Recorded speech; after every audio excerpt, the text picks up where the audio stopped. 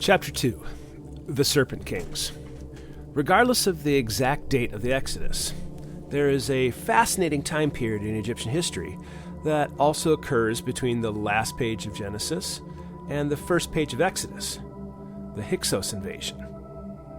Biblically, there is no mention of the Hyksos regime, but then again, there is little information given about the time period of the 430 years. Let's look at what the Bible does give us. At the end of Genesis, Joseph belongs to the court of an anonymous pharaoh. The beginning of Exodus tries to bridge the two stories. Exodus 1:1. Now these are the names of the children of Israel, which came into Egypt. Every man and his household came with Jacob, Reuben, Simeon, Levi, and Judah, Issachar, Zebulun, and Benjamin, Dan and Naphtali, Gad and Asher. And all the souls that came out of the loins of Jacob were 70 souls. For Joseph was in Egypt already. And Joseph died, and all his brethren, and all that generation. And the children of Israel were fruitful, and increased abundantly, and multiplied, and waxed exceedingly mighty, and the land was filled with them. So in the year 1 of 430, we have around 70 Hebrews, give or take servants, etc., migrating to Egypt during the 7 bad years of famine. Verse 7 is terribly vague. How many years did they wax exceedingly mighty before things changed? By the time we get to year 429, we will have around 600,000 men.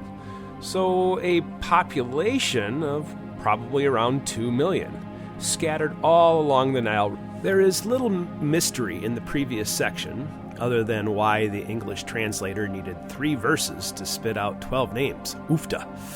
That is quite a population boom that seems to be supported by Exodus 1. Yet, when did the boom take place?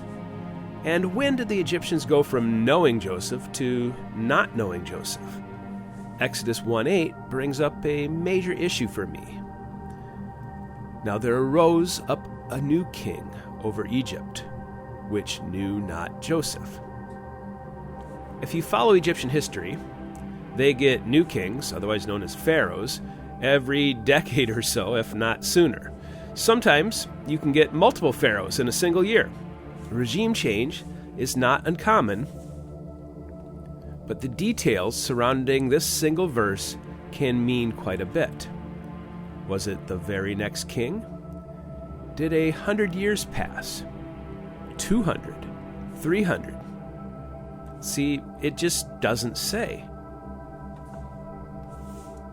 In this vague 430-year period, regardless of your choice of pharaoh, something very dramatic did happen in Egypt, and thus to the Hebrews. The Hyksos invaded.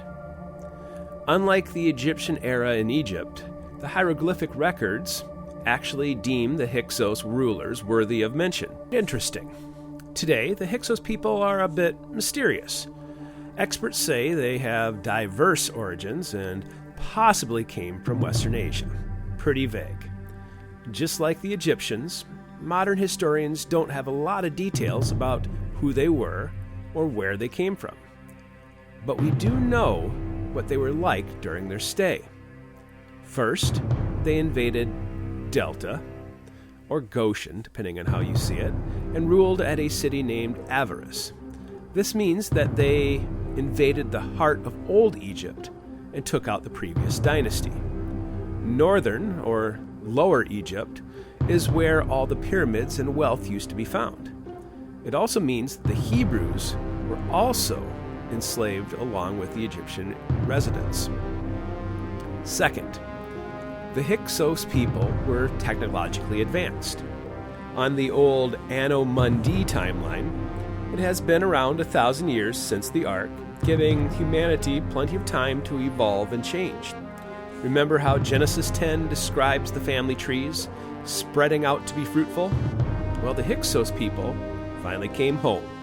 And when they did, they came with better techniques and weapons than the Egyptians.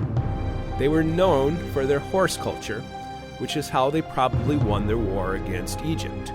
Instead of a regular army, they were a cavalry. In fact, they loved their horses so much that upon death, they were buried with them. The horse and chariot revolutionized war in the region. But when they invaded in 1674, those were Oxford dates, they were in a league of their own. Upon their horse and chariot, they also had powerful composite bows and battle axes that helped them sweep down from wherever. Strangely, besides their military advantage, they were also known for their unique musical instruments. Heavy metal was invented. The Hyksos people arrived in Egypt worshiping storm gods such as Hadad. Now, this is curious because the Canaanite people, cue the Imperial March theme, also worshipped Hadad. Was this just proximity and regional influence, or was there a connection between these two bad guy cultures? Later, the Hyksos were connected with far darker deities than storm gods, with their worship of an Egyptian god Seth. While it could be seen as appropriation, it should be noted that Set, or Seth, was the god of death and chaos.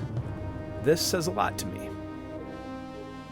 Along with their origins, historians and linguists have debated the meaning of the name Hyksos. Manetho, an earlier historian, believed their name translated as King Shepherd. It is one of our oldest guesses. Not sure if it makes it right, though. Josephus, who came onto the scene centuries later, also agreed with Manetho about it meaning shepherd kings. Appian tells a much different tale, involving a seraph and a collection of 80,000 lepers. Some have speculated that Appian came across a veiled reference to the Hebrews in Exodus, but I'm a little terrified to think of a leper horde. Makes me think of a zombie army. In recent years, historians have developed new theories about the name. Today, they believe the name should mean rulers from foreign lands. Okay, not as exciting as a zombie horde, but it makes sense. Some modern theorists view the migration as only coming from Palestine, while others connect it to an Indo-Aryan expansion. Indo-Aryan? Before we explore the ramifications of this theory, let's go back to Genesis to remember the catalyst for all of this turmoil. 41, verse 53. And the 7 years of plenteousness that was in the land of Egypt were ended, and the 7 years of dearth began to come, according to Joseph, who had said, And the dearth was in all lands, but in all the lands of Egypt there was bread. And when all the lands of Egypt was famished, the people cried to Pharaoh for bread. And Pharaoh said unto the Egyptians, Go unto Joseph, what he hath said to you, do. And the famine was over the face of the earth. And Joseph opened all the storehouses, and sold unto the Egyptians. And the famine waxed sore in the land of Egypt. And all countries came into Egypt to Joseph for to buy corn, because that the famine was so sore in all lands. The scale of this situation is a bit stunning. Now remember, Egypt is the most fertile country on the planet. The Nile has tributaries that reach thousands of miles into the heart of Africa. If it rains in Africa, the Egyptians will get that water eventually. Yet Joseph is warned that Egypt will see 7 years of famine. Did the Nile dry up? Did the climate shift? Was there a volcanic explosion? For the Nile to not produce for 7 years is a bit stunning. Not only was Egypt famished, but so too were other countries. The issue was global. See? It was a very big issue. something happened to the earth that caused all humans and animals to suffer for 7 years. Luckily, Joseph packed away enough grain to not only feed Egypt, but to also turn Egypt into the world's food bank, feeding Hebrews and others during this time. Lining up the Anno Mundi of Genesis and the Oxford BC dates, I have the Hebrews arriving in Egypt around the year 1734 BC, which would give them 17 years before Jacob died, and another 60 years before the Hyksos invade. If the famine was global, Indo-Aryan migration makes sense. The definition of Indo-Aryan is a bit nebulous. Indo refers to India, and Aryan, well, that depends on if you're German or not. Current historians and crazy historians differ. For the sake of being epic, let's allow a Germanic interpretation for just a minute. Remember how Hitler sent his genetic researchers to the Himalayas to try to discover the lost genetic code of the Aryan race? Why did he do this? Well, he believed the Aryans were vastly superior. Even though his guys didn't find supreme beings, they did return with swastikas as a symbol for their Aryan quest.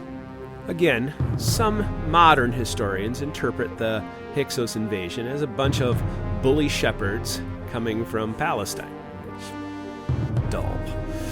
And Indo-Aryan migration is pretty epic, especially if you have a global catastrophe happening.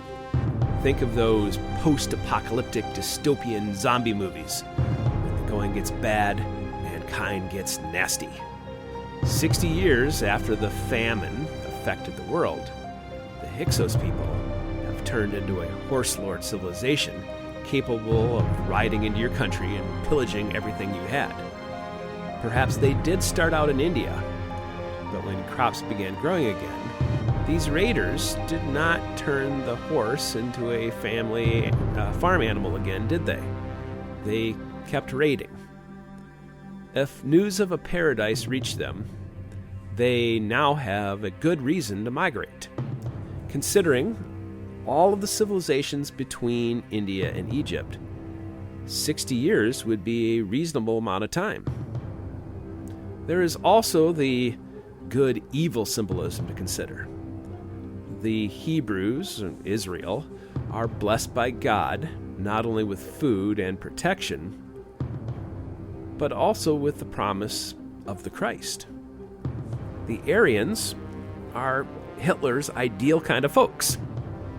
Regardless of where they came from, what do we see from the Hyksos people? Militaristic death worshippers. Beside the need to find a paradise, they might have been sent to crush the good guys. Epic, huh? These guys also would have been the ultimate deal breaker.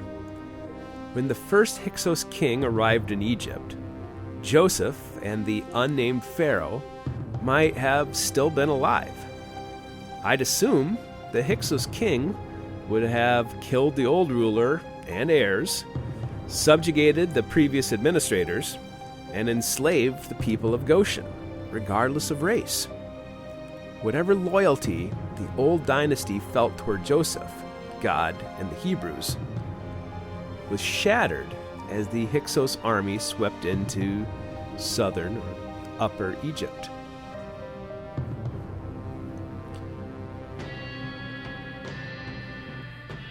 The old word for Hyksos, kashut, also means foreign overlords, and that is certainly what life would have been like for the Hebrews.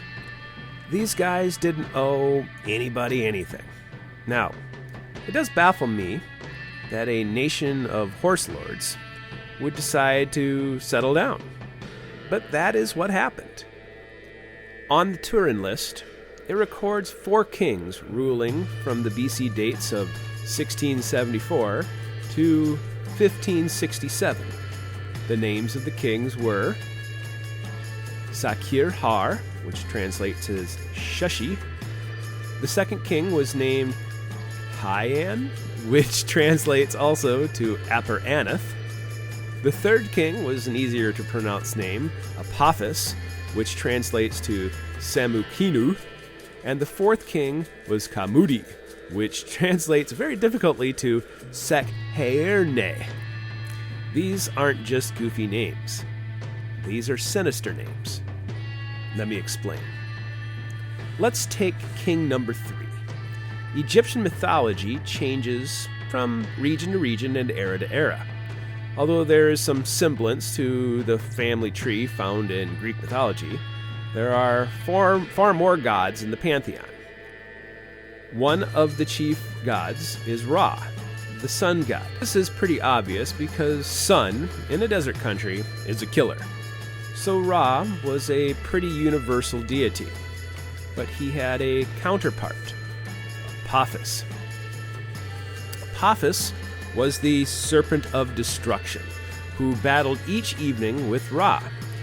When the sun went down, it was Apophis swallowing Ra to create a world filled with darkness. Yep, king number 3 named himself after the symbol for darkness. It's like a conquering king renaming himself Satan-y, Lucifer Man, Devil Dude. There is certainly a level of mocking and grandstanding in the choice. Willfully evil. Another interesting name can be found in king number 2. This one is a bit anachronistic. Ugaritic mythology is named after an archaeological dig at Ugarit, where scholars found stories from Canaanite mythology. Anath is a violent, evil, murderous wife-sister of Baal, the storm god found throughout the Old Testament. When king number 2 named himself with an Anath reference, that means he either brought an older system, Anath equals Kali equals Aryan, or he began a system which would grow into the Canaanite belief system, or both. Later, I'll talk more about Anath, but trust me when I say it is a foul name. Curiously, Ramses II will turn to Anath worship also, and will even name a daughter after this foreign deity.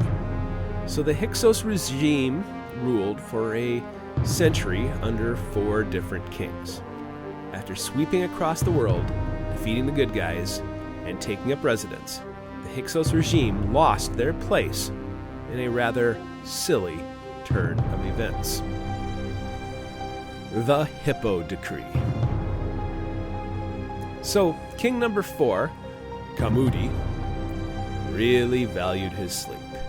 He must have, for the sound of hippos belching each morning down by the river sent him into a rampage.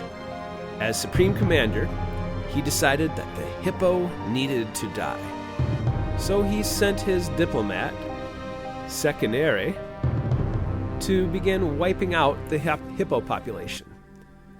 Little did he know, the hippo is a sacred animal to the Egyptians and involved in several old myths of creation. Plus, hippos are pretty cool and distinctly Egyptian. So when the diplomat rolls into southern Egypt with this announcement, they kill him rather than submit.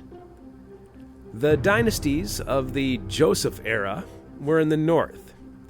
The rebellion starts in the south, near Thebes, with an Egyptian by the name of Kamos.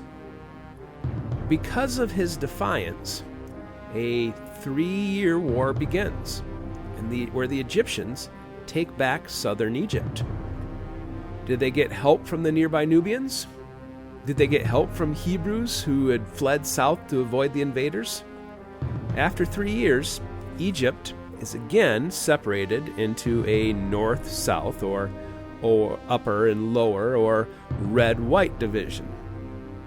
Ahmose I becomes the first Egyptian king, ruler, pharaoh in a century, and kicks off the 18th dynasty. Since all Egyptians dream of replicating the Scorpion King's actions of uniting the lands, Ahmose pushed the battle to the Hyksos. He invaded the north, displacing the Hyksos, and after another 3 years of fighting, wipes them out after trapping them in the Sinai wilderness. Even though the Hyksos nation vanished from history after losing this battle, it is doubtful that all the Hyksos people died. The women and children would have fled in advance, and based on where this story took them, I'd bet they went into Israel or Palestine. There are a few scholars that believe the story of the Exodus is just the story of the Hyksos expulsion. From the shepherd kings to the migration route, it did give me pause. But there are numerous alignment and theological issues that do not seem to fit this theory. In the Oxford-Ramses timeline, it will still be another 200 years before the Hebrews leave Egypt, allowing the Hyksos people time to repopulate and become another nation. Here is a quick Oxford-Ramses timeline. In the year 1734 BC, Jacob and the Israelites arrive in Egypt.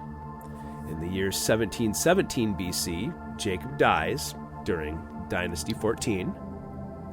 In the year 1674 BC, the Hyksos invade Egypt and claim the Delta. In the year 1663 BC, Joseph dies. Quite a ways after that, in the year 1567 BC, the Theban princes, led by Chamos and Ahmose, drive out the Hyksos with a coalition of Nubians or Hebrews or all the above or none of the above. And also in the year 1567 BC, the Hyksos survivors settle in vacant Palestine. And far later, in the year 1304 BC, the Hebrews leave Egypt. Now, there is still quite a bit of time after the Hyksos leave, isn't there? 263 years can change a lot. Now, let's go back to Exodus and take a look at how those years were described. Verse 8. Now, there arose up a new king over Egypt, which knew not Joseph. And he said unto his people, Behold, the people of the children of Israel are more and mightier than we. Come on, let us deal wisely with them, lest they multiply.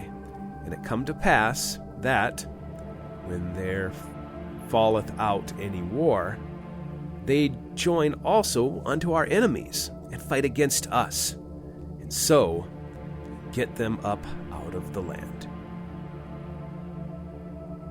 First, the description of a new king would have fit anywhere in the 430-year timeline.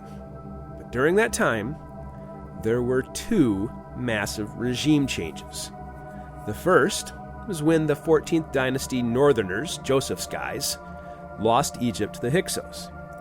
The second was when the Hyksos rulers lost to the 18th dynasty southerners from Thebes. Let's put on Theban-colored glasses to look at this verse. The new king is Ahmose I, who did not know Joseph, right? He just united Egypt, defeated the Hyksos, but has a real problem. Hebrews outnumber Egyptians. Now, I believe the Hebrews most likely helped in the rebellion and have proven to be worthy allies. Yet the threat remains. Solution: a wise plan. The plan must be shrewd, because if they bungle it, the Hebrews could easily rise up and overwhelm them by sheer numbers. Ahmose does not want to purge them from Egypt because of enemies.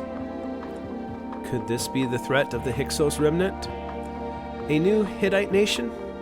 A threat from Nubia? Don't know. But the threat remains, which is why he chooses to keep the Hebrews around so they don't turn on him.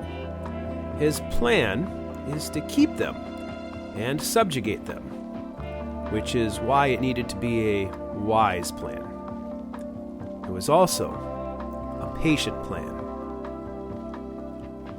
If this is said right after the war with Hyksos, it would take generations before the Hebrews transitioned from military heroes to working slaves. During my Horemheb research, I read how tax burdens were used to legally create slaves.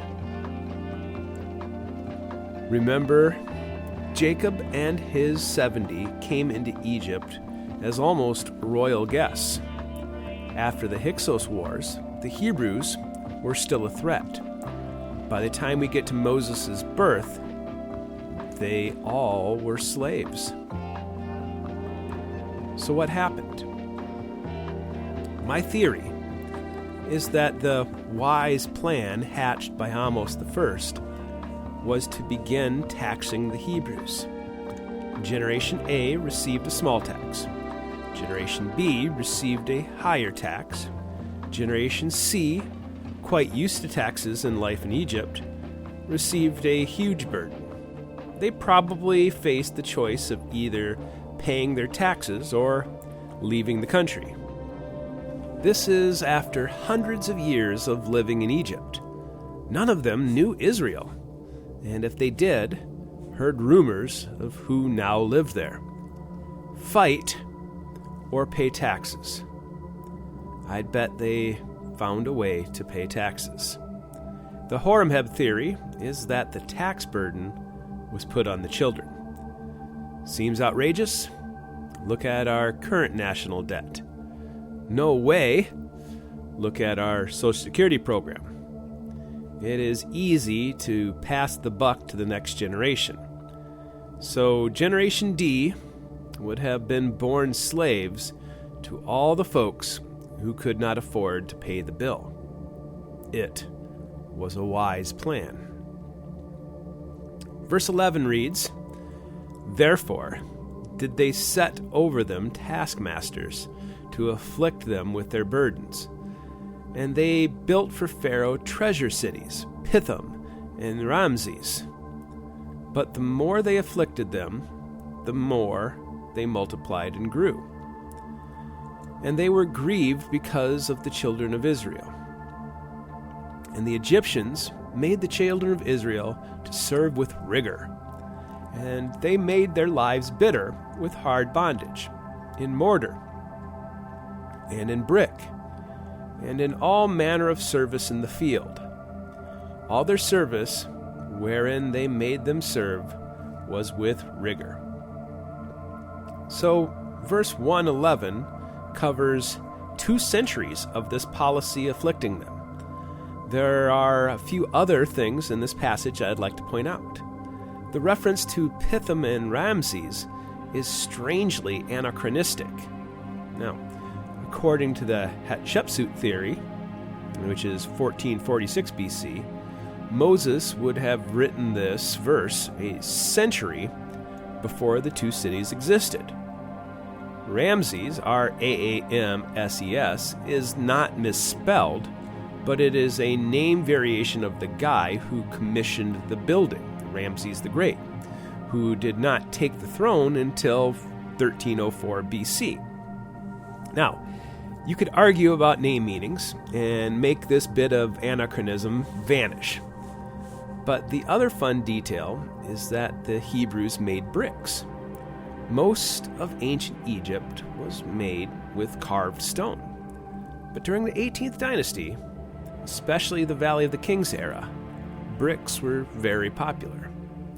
I believe that this supports the Oxford-Ramses timeline more than the other way around.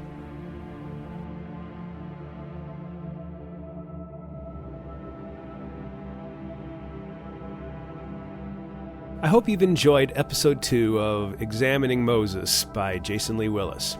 Check out my website or Facebook page, Jason Lee Willis Novels, for ordering the book or for more audio podcasts.